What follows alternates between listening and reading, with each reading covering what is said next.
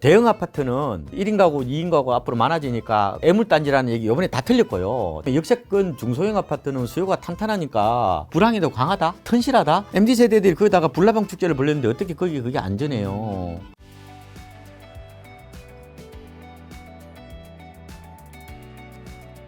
박사님께서 타이밍을 너무 재지 말라고 이제 코멘트도 해주셔서 그러면 이제 가격적인 측면에서 서울과 수도권 집값은 어쨌든 뭐 하락했다 지금 이제 반등을 좀 하긴 했지만 지금은 좀 여전히 비싼 편인가요? 어떻게 되나요? 여러 가지 지표를 보더라도 저는 조금은 고평가돼 있다고 봅니다. 그거는 지표에 따라서 제가 아무리 해봐도 여러 지표를 제가 다 분석을 해봤어요. 뭐 PIR이나 주택 구입 부담 지수라든지 GDP 대비 시가총액이라든지 여러 가지로 보더라도 고평가돼 있다. 저는 이렇게 보고 있습니다. 그런데 지금 정확하게 제가 말씀을 올릴게요. 5월 통계예요.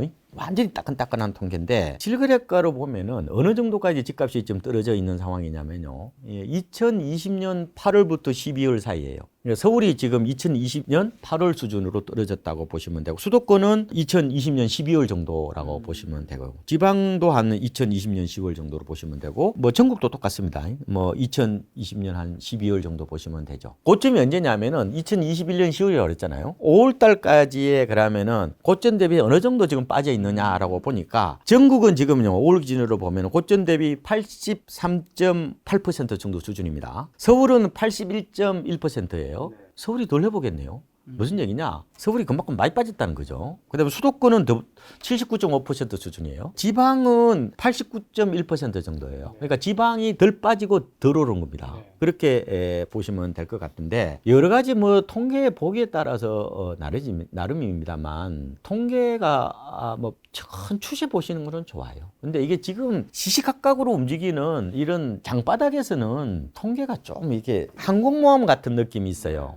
사실 우리는 집을 좀 싸게 사시는 분들은 대부분이 돛담배 같은 마인드를 갖는데 이 통계는 큰 흐름을 보는 어떤 그런 어떤 측면이라서 통계 뭐 추세는 보시더라도 통계 가지고 집 사시는 분은 저는 그거는 잘못된 거라고 봐요. 후배가 이런 얘기를 하더라고요. 너 집 언제 사면 좋아라고 물어봤어요. 물어보니까 뭐라냐면은 서울시 아파트 거래량이 어느 정도 이게 평균 정도는 가야 된대. 6월 달에는 아마 3,000건 중후반대까지 갈 것 같은데 역대 평균이 6,040건입니다. 그러려면은 한참 있어야 될 것 같고 또 미분양이 또 어느 정도 뭐 한 6만 가구 이하로 떨어져야 된다고 그러고 PF 문제도 어느 정도 좀 정리가 되고 나서 그때 가서 사야 된다는 식으로 얘기하는 거야. 근데 제가 그랬어요. 그거는 집 살 시점이 아니고 그거는 주택 시장이 회복되는 정상화되는 시점이라고. 싸게 사야 될 거 아니에요. 그런데 왜 주택 시장 회복 시점하고 왜 내 집 마련 시점하고 이걸 일치를 시키냐고요. 그러니까 부동산 평론가 입장에서는 시장 회복 시점이 굉장히 중요한 거예요. 그런데 내 집 마련 실수요자들은 불황기 때 집을 사야 되는 거지. 왜 그 주택 시장 회복 시점에 집을 산다는 거예요? 말씀하신 주택 시장 회복 시점에는 이미 좀 다 올랐다. 올랐죠. 이미 다 올랐는데 어떻게 집을 사요 지금.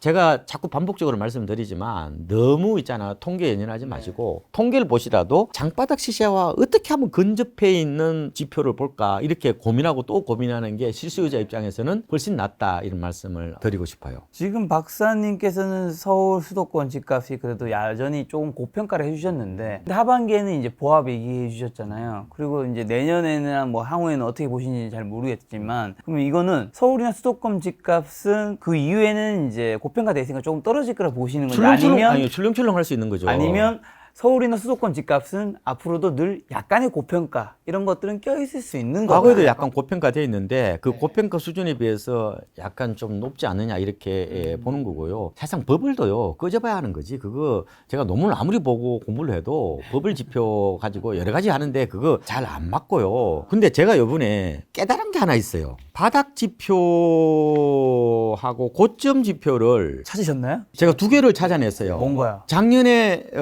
서울 아파트가 크리스마스 때가 실거래가로 바닥이었단 말이에요. 그때의 가장 큰 특징이 서울 아파트의 외지인 비중이 역대 최고였어요. 이 모험적 투자자들이 낙폭 과대 메리트를 보고 어떻게 보면 유입이 된 거죠. 외지인 비율. 서울 아파트 중에서 경기, 인천, 비수도권 분들이죠.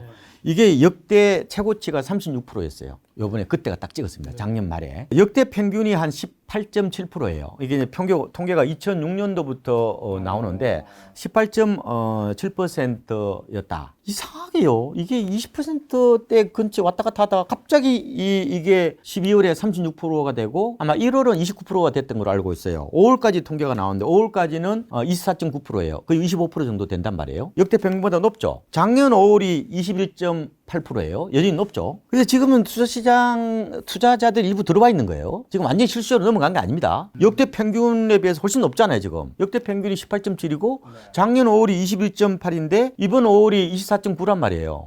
그러니까 여전히 지금 실수요 플러스 지금 투자 시장이 지금 겸해 있는 시장이었다 이렇게 보시면 되고 투자 수요도 좀 들어와 있는 거다. 들어와 있는 거죠. 역대 평균에 외지인들이 다 투기적 수요잖아요. 2008년 12월에 수도권 아파트, 서울 아파트가 바닥이었거든요. 1차 바닥이었고 제가 지난번에 WDB라고 말씀 올렸잖아요. 그때 2008년 12월에도 외지인들이 좀 늘어났어요. 그리고 2012년에도 늘어났고. 근데 그때는 그렇게 막 뚜렷하게 확 늘어나지 않았어요. 근데 어쨌든 대체적으로 보면은 바닥일 때의 외지인 비율이 좀 늘어나는 경향이 있더라. 그건 어디가 나오냐면은 부동산원 들어가 보시면은 그 거주자별 이게 통계가 나옵니다. 그거 보셔도 판단을 하실 수가 있는 것 같고요. 서울 아파트는 외지인 비율이 굉장히 중요한 포인트 중에 포인트더라. 근데 문제 제가 말씀드리지만 이게 앞으로 그렇게 된다는 보장은 없어요. 그게 너무 이제 패턴화의 함정에 빠지면 안 돼요. 패턴이 이렇게 생겼다고 해서 갑자기 이렇게 되는 건 아니다. 이런 말씀을 드리고 제가 보니까 여러 지표들이 안 맞아요. 유독 맞는 지표가 이게 실거래가가 제가 언제라고 말씀드렸어요. 2021년 10월이라고 그래요. 전국이 다 똑같습니다. 아파트 실거래가는 제가 부산이나 대구나 경기, 인천, 서울 다 똑같아요. 2021년 10월이었는데 그때 코스피가 2021년 6월에 3,300을 찍었어요. 약간 4개월 아파트 실거래가는 좀 늦었어요. 고점이. 그런데 그거는 이제 우리가 추론을 할 수 있는 건데 우리가 이제 한국은행에 들어가면은 단기 유동자금 비율이라는 게 있어요. 분자가 M안이고요. 분모가 M2입니다. 그러니까 M안은 이른바 이제 당장 쓸 수 있는 돈, 현금하고 요구불예금 이런 겁니다. 보통 예금 이런 거, 이자도 별로 안 붙는 거. 2년 이하의 저축성 예금 그렇게 보시면 되는데 시장에 풀린 돈을 M2라고 그럽니다. 이 광의통화라고 그러거든요. 이 비율을 보니까 고점이 언제였냐면은 2021년 9월이었어요. 이게 집 살라고 사람들이 돈을 빼가지고 엄청나게 지금 들고 있었다. 이때가 약간 상투였다. 이렇게 보시면 되죠. 통계가 이것도 86년도부터 있어요. 1월부터 역대 평균을 해보니까 28.9%예요. 지금이요, 5월달이 31%로 지금 올라와 있습니다. 그런데 2021년 9월에 이게 역대 최고치였는데 무려 37.8%였습니다. 지금 37.8%에서 지금 31% 좀 떨어졌죠. 그래서 지금은 미국발 고금리 쇼크로 인해서 어떻게 보면은 M1 대비 M2 이게 좀 줄기는 했는데 이것만 본다면 역대 평균이 예전보다 높아요. 그런데 지금 집값을 보러 볼 때 논문들도 보면은 어떤 데는 M1이 아파트가 뭐가 밀집한 영향이 있다. 그런 논문도 있고 아니다. M2가 더 영향이 있다. 이런 것도 있고요. 아니다. 가계대출이 더 영향을 많이 준다 하는 논문마다 다 달라요. 그래서 일괄적으로 이제 볼 수는 없는데 그러면 만약에 제가 한쪽만 보지 말라고 그랬잖아요. 가령 그러면은 M1 기준으로 본다면은 작년 6월 이후 한 12개월 정도 감소세예요. M1은 1185조인데 한 11개월 동안에 한 13.8%가 떨어졌어요. M2가요. 지금 얼마 정도 되냐면은 5월달 현재 한 3785조인데 이 2달 연속 떨어지고 있어요. 그래서 이걸 보면은 지금 1년 동안에 M2가 2.3%밖에 안 늘어났단 말이에요. 이게 통화량이 광의통화가 문재인 정부 때 노무현 정부 때 연평균 10% 늘어났단 말이에요. 그러면은 여전히 유동성이 많다고도 별로 착각할 수 있는 거잖아요. 그죠? 역대 평균보다 높으니까. 근데 M1으로 보면은 많이 줄었고 M2도 지금 증가폭이 거의 미미한 수준이라고 보면 되는데 근데 이거 갖고 부동산을 또 보면 안 돼. 이게 한쪽으로 자꾸 보는 거예요. 가계대출을 봐야 되잖아. 가계대출을 보니까 5월 달에 지금 가계대출이 한 달 만에 5조 5천억이 늘어났단 말이에요. 가계대출도 주택시장에 굉장히 중요한 변수라고 이렇게 보는 겁니다. 그러니까 제가 여러 지표를 보더라도 이게 우연히 맞은 경우는 있더라는 거죠. 장기적인 흐름은 좀 맞아요. 그런데 단기적으로는 잘 안 맞고 그다음에 가계대출도 그러면은 이번에만 증가했는데 그러면 서울 아파트가 1월, 2월, 3월 계속 올라간 건 뭐냐 그러면 전국 아파트는 지방은 미미하지만 오른 거는 그러면 가계대출하고 무슨 관계 있느냐. 증가폭이 그렇게 아마 세지는 않았을 텐데 먼저 결론을 내놓고 갖다 팩트를 붙이는 어떤 그런 오류에 범할 수가 있단 말이에요. 이런 여러 가지 통계를 아무리 보더라도 우연히 딱 맞은 거는 제가 서울 아파트 외지인 비율 하고 M1, M2 비율 요것만 제가 어느 정도 한번 그걸 한 맞았던 걸 찾아냈지만 요걸 가지고 그럼 앞으로 계속해서 도입할 거냐 대입할 거냐 그것도 아니라는. 그래서 제가 통계 이런 거는 단기적인 통계는 이거는 갖다 붙이기 나름이니까 제가 자꾸 장바닥 시세 흙냄새 나는 장바닥 시세에 더 충실하는 게 실수요자 입장에서는 더 낫지 않을까 자꾸 이렇게 제가 말씀을 드리는 거예요. 아무리 분석을 하더라도 이게 다 갖다 붙이는 거지 합리화지 이걸 갖다가 정확하게 냉정하게 볼 수 있는 어떤 그런 측면은 안 되더라니까요. 제가 해보니까 말씀하신 가계대출은 요즘에는 좀 늘어나죠. 늘어나고 있나요? 그래서 지금 가계대출이 벌써 5월 달에 5조 9천억 늘어났잖아요. 주택시장을 볼 때에 뭐 M1, M2도 보고 가계대출이 중요한 변수라는 제가 국토연구원 자료를 한번 봤거든요. 그러니까 오히려 M1하고 가계대출을 더 높게 보더라고. 그래서 저는 M2로 알고 있었는데요. 그렇더만 아니 그거는 통계마다 다르고 연구하는 부분마다 서로 달리 나와요. 이렇게 얘기를 하시던데 어쨌든 지금은 주택시장이 조금 버티는 거는 이 가계대출이 좀 늘어나고 특례보금자리론 있잖아요. 그것도 지금 올해 다 소진되더라도 연내까지는 다 공급한다고 그랬잖아요. 뭐 그게 그나마 좀 버팀목이 되고 있는 것은 맞는 것 같고 특례보금자리론 때문에 지금 집값이 버티는 게 아니냐 얘기하는 건데 그러면 강남 아파트는 어떻게 해석할 거예요? 특례보금자리론은 안 되잖아요. 그거 넣으면 안 되잖아요. 그러면. 그거는 갖다 붙이는 건데 그러면 그 집 팔아서 이쪽으로 뭐 갈아타기 수요가 왔다고 그러는데 그거 물어봤어요 그거? 나는 그거 잘 모르겠더라고요. 그것도 갖다 붙이는 거지 그거는. 그렇게 해석할 수 있는 거지 그렇게 된다고 단정 지어서 얘기를 못하죠. 왜냐? 지금 갈아타기가 하는 게 별로 메리트가 없거든요.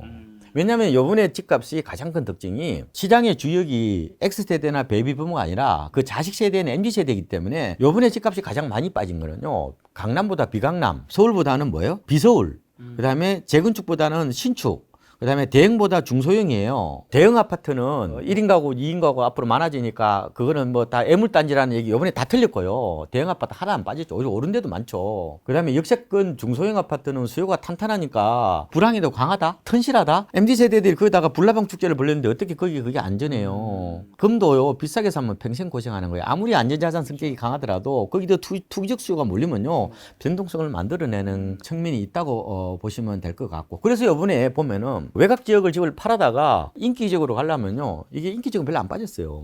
그래서 이 갈아타기 하기도 이번에 애매했죠. 그러니까 다만 뭐 굳이 뭐 강동이나 송파 쪽에 와서 갈아타기 하시는 거는 그거는 관계없지만 강남구 쪽으로 갈아타기 수요가 늘어났다? 글쎄요. 난 잘 모르겠는데. 그렇게 그 집이 하나도 안 빠졌으면 모를까. 하나도 갈아타기 메리트가 없는데 어떻게 그런 수요가 갑자기 폭발적으로 나타나. 그거는 갈아타기 수요보다는 오히려 대출 규제가 풀리니까 그동안에 못 샀던 사람들이 사거나 아니면은 뭐 슈프리치까지는 아니더라도 리치들이죠. 그 사람들이 상대적으로 이번에 뭐 코로나로 해서 위기를 좀 덜 겪었으니까 그분들이 지금 와서 집을 산다 이렇게 보시면 되지 않을까 이렇게 보는데요. 그러면 중요한 지표 중 하나인 미분양 주택은 요즘에 가장 최근 데이터는 어떻게 지금 되나요? 5월 통계로 6만 8천 가구 정도가 되죠. 이 미분양이 그래도 우리가 이음치가 6만 2천이잖아요. 여전히 지금 분양 시장은 소화불량이 걸려 있다고 해도 과언이 아니죠. 미분양이 많다는 것은 안 팔렸다는 것은 이거는 적체 현상이라고 보면 그래도 한때는 뭐 10만 가구 간다 이렇게 얘기하시는 분 많았는데 그렇게 될 것 같은 느낌은 건설업체들이 분양을 안 하는 것 같아요. 미분양 될 바에 아예 너무 지금 자재값이 많이 올라가니까 분양해도 뭐 별로 남는 것도 없고 분양된다는 보장이 없다 보니까 일단은 딜레이 하는 게 많다 보니까 미분양이 좀 줄어드는 게 아닌가 이런 생각이 들고 실제로 악성 뭐 이런 미분양 불 꺼진 아파트들은 더 늘고 있잖아요. 주택시장이 철저하게 지금 초양극화 양상으로 가고 있는데 분양시장에도 그대로 이제 드러나는 거거든요. 이렇게 미분양이 많은데도 불구하고 서울은 지금 뭐 경쟁률이 얼마나 상반기 때 50대 가까이 됐죠. 당첨되기가 굉장히 어려운 그런 시장이죠. 왜 미분양이 생기냐면 분양가가 비싸니까 미분양이죠. 분양가 싸면 사죠. 건설업체 입장에서는 지금 완전히 어떻게 보면 진퇴양난에 빠져 있는 어떤 그런 상황이라고 보면 되고 굉장히 온도차가 심할 수밖에 없어요. 그래서 지금 분양에서 당첨받기가 굉장히 좀 어려운 어떤 그런 측면이 있죠. 요새 보니까 뭐 선당 후금 뭐 이런 얘기 많이 하잖아요. 당첨되고 나서 뭐 곰곰이 생각해라는 말도 요새 나오고 요새는 뭐 서울에서 아파트 당첨 받으려면은 적어도 뭐 조상님이 임진왜란 때 거북선에서 그것도 돌격선으로 쓰는 거북선에서 3년 이상 노를 저어야 당첨을 받는다 이렇게 할 정도로 지금은 분양시장이 하나의 규제가 다 풀렸으니까요. 그리고 다주택자도 청약이 강남 3개구가 용산 빼고는 다 되니까 세대원도 청약이 되니까 하나의 가수요가 엄청나게 지금 들어오다 보니까 옛날에는 아빠 통장밖에 안 나왔다면 지금은 뭐 아니면 엄마 통장이나 세대주 통장밖에 안 나왔다면 지금은 뭐 엄마 아빠 다 통장 아들 딸이 다 나오다 보니까 잘 되는 데는 엄청나게 과열되고 또 안 되는 데 아예 안 되는 옹기 냉기가 극단적으로 좀 흔들리는 극단적으로 나타나는 그런 양상이 분양시장이라고 보면 되죠. 제가 하반기에 약간 소강 국면 가능성이 있다고 말씀드렸는데 분양시장은 영 인기 있는 데는 아마 난리가 날 겁니다. 거래량은 좀 많이 그래도 예전보다는 풀린 걸로 알고 있는데 가장 최근은 어떻나요? 데이터가? 지금 거래량이 서울 아파트 거래량이 가장 하루하루 이제 볼 수가 있는데요. 작년에 서울 아파트 하반기에 거래량이 500건에서 800건대였어요. 안 될 때 1000건이 안 됐잖아요. 1000건이 안 됐어요. 월에 건. 근데 지금 자꾸 늘고 있는데 3월 달에 한 2,983건, 4월 달에 3,000건대나 넘었고요. 6월 달도 물론 3,000건 넘었는데 오늘까지 그러니까 지금 오늘이 17일이죠. 그러니까 일주일 남았죠. 근데 지금 한 달 이후 통계를 내니까요. 그러면은 7월 말 가면은 이제 6월 통계가 나올 텐데 3,411건이면은 3,600건 요 정도 아마 될 가능성이 있고요. 예년에 비해 절반 정도밖에 안 돼요. 2006년도부터 이 평균이 6,040건이거든요. 올해는 2009년하고 거의 비슷하다고 그랬죠. 2008년이 작년하고 비슷한 거고. 작년에 제가 서울 아파트 9월부터 12월 사이에 2008년에 17% 빠졌고 작년 9월부터 12월까지가 16% 빠졌다고 그랬고 수도권은 그때가 14% 빠지고 작년이 15% 빠졌다고 비슷하다고 그랬죠. 왜 지금 그때보다 힘이 약하냐면요. 2009년도에 서울 아파트 월 평균 거래량이 6,139건입니다. 지금 잘해봐야 3,000건 되잖아요. 힘이 약해요. 근데 다행히 조금 숨통을 트고 있다 이렇게 보시면 되는 것 같고 주택 경기가 살아나고 있느냐? 글쎄요. 그건 내 집 마련 시기하고 다르다고 말씀드렸잖아요. 그러니까 이게 주택 시장이 정상화되기까지는 그럼 서울 아파트 거래가 6,000건이 넘어야 된다는 건데 그게 쉽게 오겠어요? 싼 게 다 팔리고 없는데 그러면. 그리고 경기 같은 경우도 보니까 제가 경기 부동산 포털 들어가면 나오는데 작년 하반기 때 보니까 이게 2,000건, 3,000건에서 월 아파트가. 근데 제가 보니까 5월달이 10,000건 넘었어요. 26,000건, 10,000건 넘었습니다. 6월이 9,203건이에요. 거의 뭐 이게 한 10,000건에 육박할 것 같아요. 7월 거래량이 생각보다 얼마 안 돼요. 생각보다 조금은 이게 15일치인데 지금 7월 거래량이 서울 아파트가 385건이에요. 이게 조금 저는 좀 약하다, 이거 거래량이. 그래서 제가 약간 하반기에 상반기보다는 조금은 반등 탄력이 약할 거다라고 저는 말씀을 드리는 거고, 일단은 거래량이 조금은 적어요, 느낌이. 이거는 가봐야 알겠지만. 그리고 지금 싼 게 다 팔렸다고 그랬잖아요. 그래서 지금 가격 메리트가 없어요. 두 번째로는 역전세난이 나타날 거란 말이에요. 그래서 어쨌든 주택시장에 약간 짓누르는 효과는 있다. 다만 역전세 대란은 없다. 전세가 그렇게 빠지지 않는다라고 말씀을 드렸고, 그다음에 PF 문제 이런 것들이 여전히 지금 주택시장을 약간은 좀 짓누르고 있다 이렇게 본다면은 충분히 하반기 때 저는 뭐 가격이 크게 빠질 것 같지는 않지만 조금은 소강 국면으로 봐야 되지 않느냐. 이슈가 있을 때마다 좀 충분히 출렁일 가능성은 있지 않느냐. 이렇게 지금 저는 내다보고 있는 거죠. 자, 그러면 좀 종합적인 이제 지금까지 내용을 좀 요약하는 질문으로, 그럼 지금 이런 상황에서 무주택자분들과 이주택자분들 좀 어떤 스탠스를 취하면 좀 좋을까요? 마법의 해결사가 없죠. 사실상 싸게 살 수 있는 기회를 일부 놓쳤죠. 그래도 사신다고 생각을 하면은 두 가지 방식이에요. 제가 집이 꼭 지금 당장 필요하다. 집이 필수인 분들이라면은 일단은 타이밍을 그만 재고요. 2021년 10월 고점 대비해서 어느 정도 가격이 빠졌는지를 보고 접근하시는 게 더 나을 겁니다. 지금 아마 서울은 고점 대비 한 마이너스 한 20에서 한 25% 정도 되면 좋고요. 수도권은 한 마이너스 한 30% 정도에 근접하면은 테이블에 올려놓고 좀 고민해 봐야 된다. 지금은 금매물이 생각보다 많이 없어요. 그래서 특정 단지를 고집하면 안 돼요. 이게 쇼핑하듯이 여러 아파트를 이렇게 걸쳐놓고 바운다리를 넓게 해서 아마 그 중에서 하나 골라내는 마인드가 좀 나을 것 같아요. 요새 젊은 분들 엑셀 잘 하시니까 점수를 매기면 되잖아요. 단지수, 그다음에 뭐 준공연도, 그다음에 역에서 거리, 그다음에 뭐 초품화 요새 많이 따지잖아요. 뭐 그런 거 여러 가지 교육 요건을 다 봐셔가지고 10점 만점에 점수를 매겨보는 거죠. 그래서 그 합산해가지고 한 5개 정도 골라가지고 현장 가서 그렇게 판단하시면 저는 될 것 같아요. 생각보다 책상에 앉아 있지 말고 움직여 보십시오. 생각보다 바닥에 가보시면은 상상하지 못했던 일들이 제법 있습니다. 자금 조건을 뭐 가령 하루 만에 해달라는 사람 나 봤거든요. 진짜 그런 사람 봤다. 이번에 이제 전세 가격이나 집 산 사람 봤어요. 하루 만에 결제해 달라는 조건으로. 그렇게 한 분들도 봤어요. 현장에서 충분히 그런 일이 뭐 앞으로 일어난다는 보장은 국내에 없지만 사셨다는 얘기인 거죠. 초급매로 사시는 싸게 분도 샀다는 얘기인 거고. 전세가로 샀으면 엄청 싸게 산 네. 거죠. 뭐 그렇게 하는 방법이 일단 하나 있고요. 집을 투자로 보신다면은 뭐 그렇게 가지고 뭐 지금 완전 괴력이잖아요. 집을 사야 돼요. 1주택자분들은요? 1주택자 갈아타기 하시는 거는 지금은 조금 애매해요. 그럼 내 집을 비싸게 팔고 싸게 사야 되는데 내 집은 싸게 팔고 더 비싸게 사야 되는 어떤 상황들이 나오기 때문에 갈아타기는 일단은 좀 보수적으로 생각하시되 그것도 가격 메리트를 보고 비교해 보세요. 그게 그 고점 대비 얼마 정도 빠졌는지 이걸 두 개 보고 판단하시면은 충분히 될 것 같고요. 그다음에 이제 두 번째로는 분양받는 거죠. 분양은요 1주택자도 무주택자도 집 사기 애매한 분들은 이 주변 시세에 대비해서 한 10% 정도 싼 거 있잖아요. 네. 이거는 꾸준히 해보십시오. 그거는 예. 물론 이제 청약하기 전에 좀 기도 좀 많이 하시고 그래서 네. 세상에 가장 중요한 거는 저는 거리시라고 봅니다. 거리 끈기가 더 중요한 거니까 그렇게 보시고 여러분들이 이제 부동산에 좀 더 관심이 있으시면 저는 경공매 해보시라는 말씀을 드리는데 경공매 해가지고 부를 입은 사람이 생각보다 많아요. 그래서 좀 자고우면 하지 마시고 경공매 하셔가지고 그건 요새는 아파트나 빌라 이런 것들은 단순하니까요. 그런 거는 한 달만 공부하면 누구나 다 할 수 있으니까 한쪽만 고집하지만 지금 완전히 지금 다 계륵 같은 거잖아요. 분양도 잘못 받으면 안 돼요. 지금 고점에 분양받으면 안 돼요. 그러니까 주변 시세보다 지금은 10%는 지금 이렇게 타이밍이 없죠. 그러니까 특히 분양받는 분은 타이밍이 없습니다.